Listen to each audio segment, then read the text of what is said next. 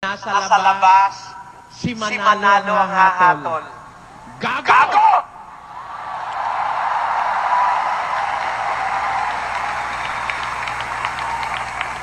Ang pastor na humahati sa labas ng tunay na iglesia, gago!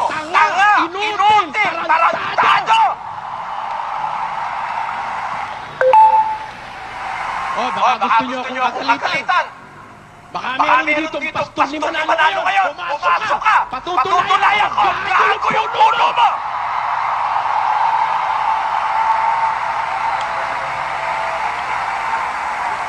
Sino paniniwalaan nyo